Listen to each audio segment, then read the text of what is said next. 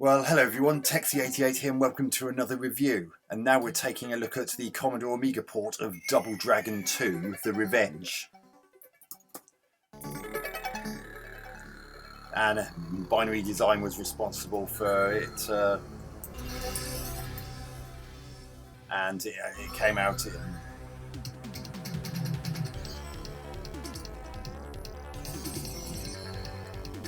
I believe it came out in 1990, and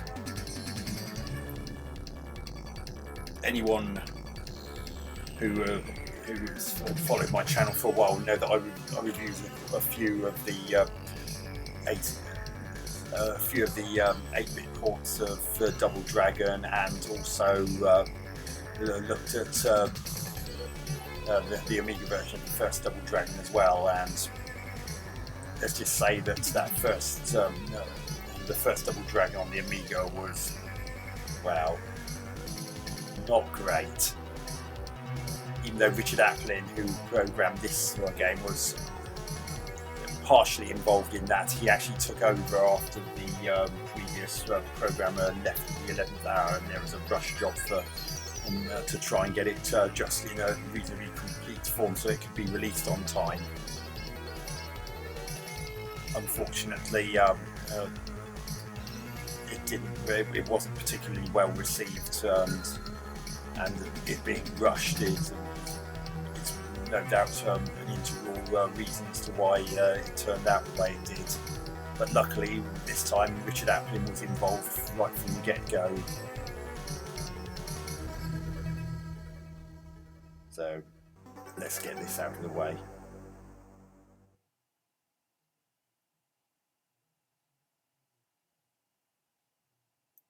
So there is a backstory. I'm going to skip it though, so we can save time on this review. But basically, this time, instead of Marion being attacked and abducted, she's been killed this time. Now you might be thinking, where's the music? Well, despite what people, the uninitiated, might have thought, the Amiga version does have in-game music. But as you probably saw from the scrolling text at the very beginning, you have to press F2 in order to turn it on. I don't really know why it was a decision to make the default setting, the music, turned off. I mean, I can't imagine anyone particularly wanting to do that, especially after the deafening silence that greeted them when playing the Amiga port of the first game.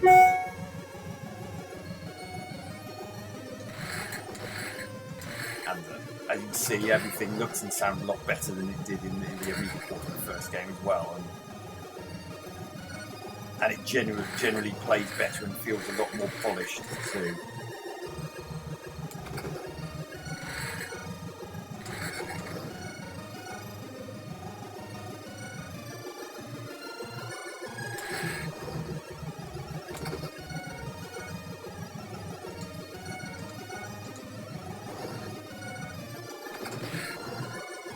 And note that you only get as you can see at the top middle of the screen in this, you only get one credit. So if you're playing a single player game, you're only going to get one chance to continue when you lose all your lives, or if you lose all your lives, depending on how well you do.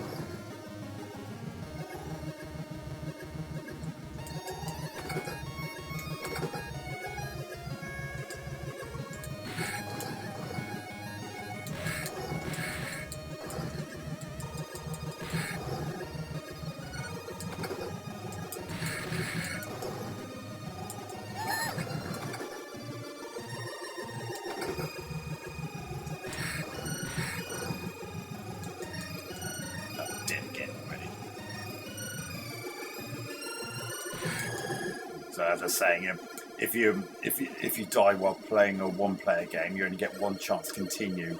Whereas if you're using a two-player game, that means both continues have been used up, and that means once a player's lost all his or her lives, that's it. That'll be it for that player for the rest of the game.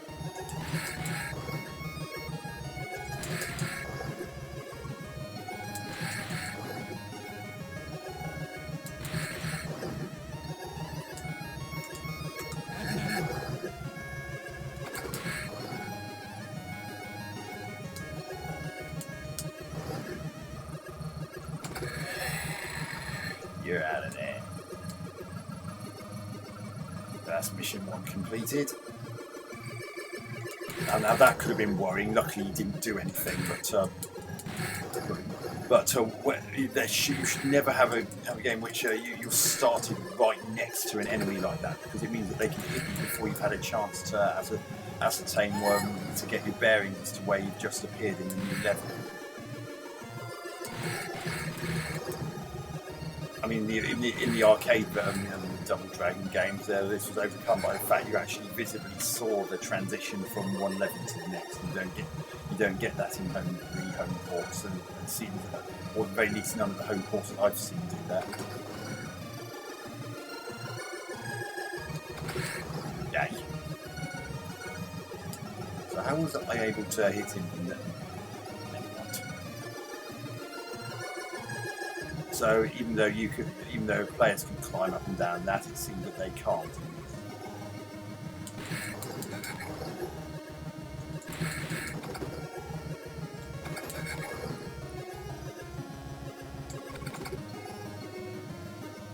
Shame there's no sound effect for that woman's hand pointing where you need to go.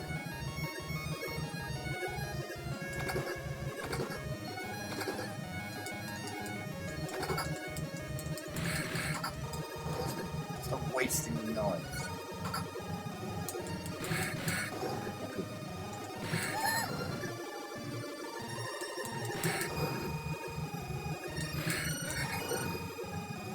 Oh, this is so much more fun to play than the Amiga port of the first Double Dragon. And don't even get me started on how bad the binary design porter of the Commodore 64 version of Double Dragon was. God, holy cack, that was bad.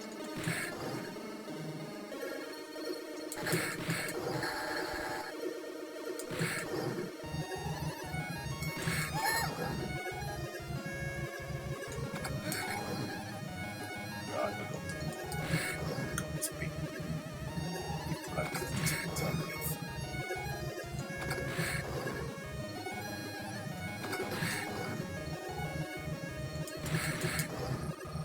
Got ya.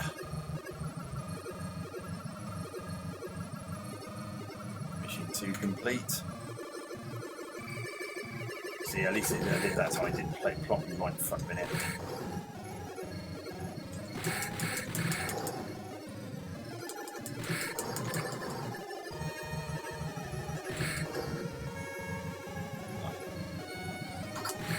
Oh, damn it, you got me through the knife. It's a shame that the enemies don't pick up weapons again once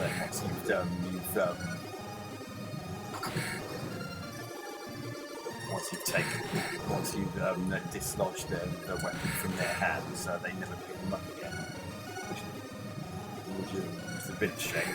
Oh God! See, they still knock it out of your hand, but they never pick it up again once they.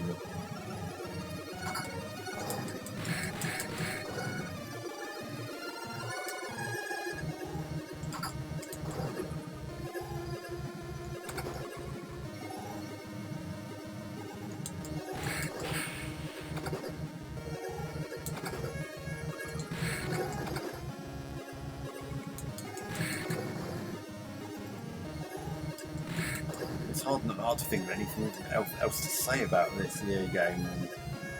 I mean, it's pretty much it more than makes up for how the first Double Dragon turned out. It's so much more fun, so much more playable, and looks and sounds a lot better, especially as it had in-game music.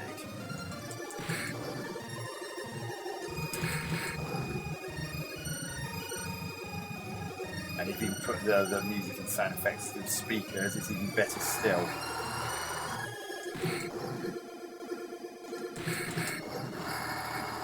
Nice, the Combine Harvester coming up, I can hear it.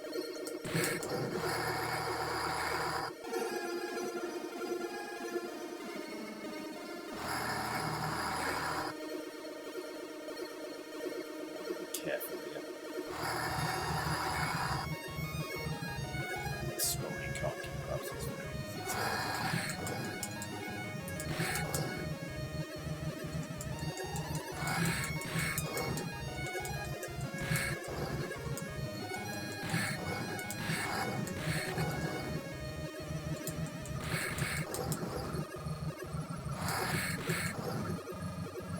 plays so well. By and large, the controls are nice and responsive.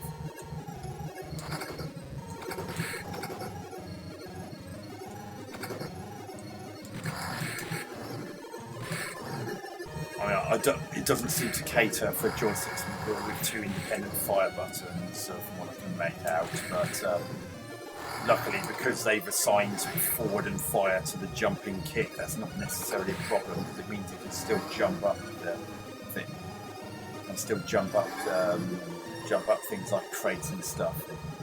And they even kept in the sound effects of those cows in the background moving. Richard Applin's done a very good job of this.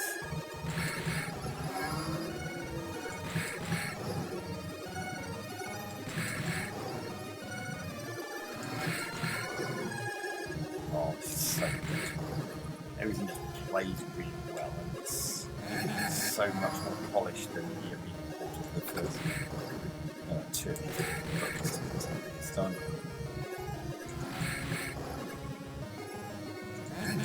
Oh, great.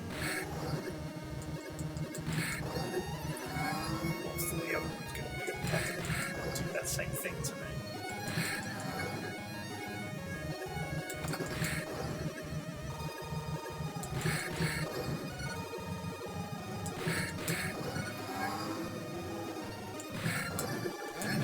Oh, damn it. That's one down. I'm trying to live up my last life now.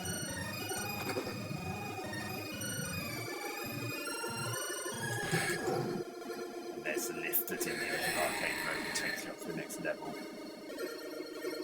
I've just deliberately put myself on that lift. In the original arcade version, you would have actually seen it would go up that lift, so surprised that the lift's still down, but maybe the Starship Enterprise teleported in up there. Nice. Can you do that as well, mate?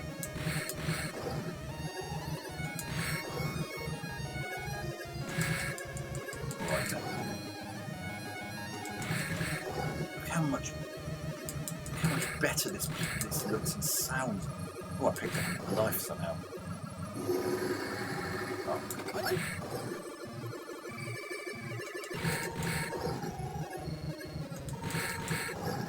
Oh. So much enjoyment playing this. Now, if only the first Double Dragon on the Amiga could have been like this, it would have been absolutely legendary. I mean, obviously, it couldn't have been exactly like the arcade version, but this is pretty much as good a conversion we could have hoped for in 1990.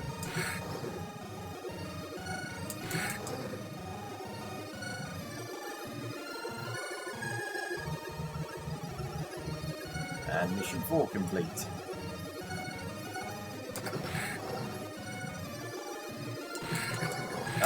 Thank you, mate. Means I don't have to worry about you. That is actually another problem I have with this version, where you just get spammed and you can't get up. And I didn't stand a chance while they were both doing that.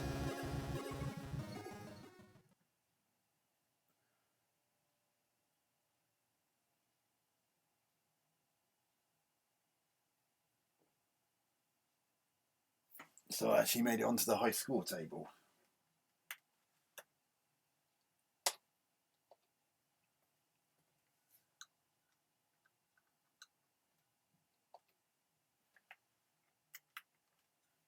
So,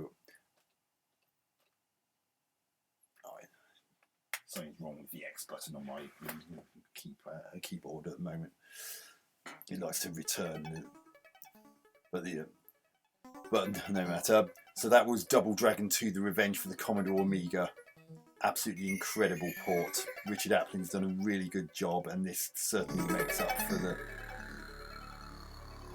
So what he did with Gary Vine certainly makes up for the Amiga port of the first Double Dragon turning out the way it did. So,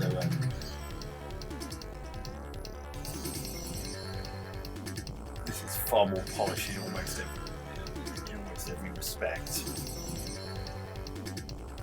Graphics, brilliantly done for the most part. I mean, obviously the number of colours had to take a hit because of machine limitations. But even allowing for that, the characters look pretty much like they should, and they're generally well drawn, well animated, which more can be said for the equivalent appearances in the first game. Just look at that again, I won't have to say another word. Sound, well, the music's great. You've got in-game music this time, and the sound effects are a lot better than. At least now you don't get vomiting sound whenever a male enemy is killed. They just sounded rather amusing in the enemies. You sort of wonder whether someone's actually digitised while they're praying to the Porcelain Goddess. For the equivalent sound effect in the first game. Okay, maybe that's a bit gross. As the sound, graphics and animation, I can't really fault. Gameplay plays really well. It does have one or two issues, like the start of level 2 where you're placed right in front of an enemy. I mean, luckily on this occasion he didn't actually do anything to me, but if he had, I would have been downed before I even had a chance to snatch a breath and acknowledge the change of level and change of circumstances and what my current surroundings were. So that could have done with being tweaked before the game was released.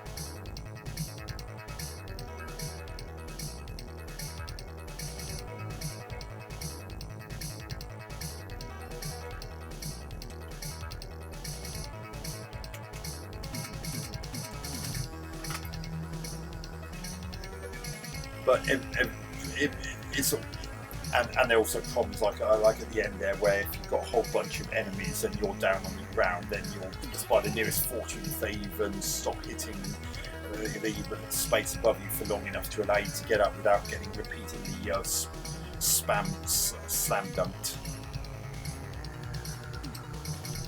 But apart from those, I'm really impressed with this version. It plays, looks and sounds great, and definitely worthy of your attention. It's one of the better arcade conversions on the Amiga, and anyone who's disgusted by the port of the first game, hopefully this